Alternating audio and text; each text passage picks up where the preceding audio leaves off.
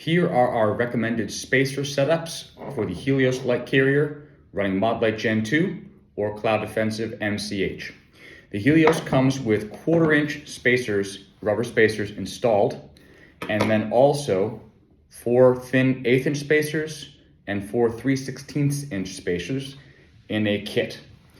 The 1/4-inch spacers that come installed are the default, and they fit the Modlite Gen 2 heads. You can just take a screwdriver, adjust a little bit more or less retention on those 4 screws, and you can get your Gen 2 Modlite to lock in nice and tight. But the Cloud Defensive MCH has a slightly larger diameter here, which means if you try to put it in with the 1/4-inch spacers, it will either be too tight or you'll have to back the screws out enough that they feel loose, which is not ideal.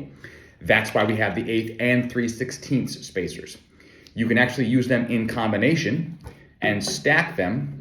In this case, there's an 1/8-inch spacer and a 3/16 spacer in each of the 4 positions, and that gives you effectively a 5/16 spacer, which for the MCH is optimal. A little bit of adjustment here and there to tighten it down, and you've got a nice secure lockup on the Cloud Defensive MCH. So for Modlite Gen 2, I recommend the stock included assembled 1/4-inch rubber spacers to go to the Cloud Defensive. Take the 1/4-inch spacers off and then put 1/8 plus 3/16 in each spot, reattach your screws, and you're ready to rock.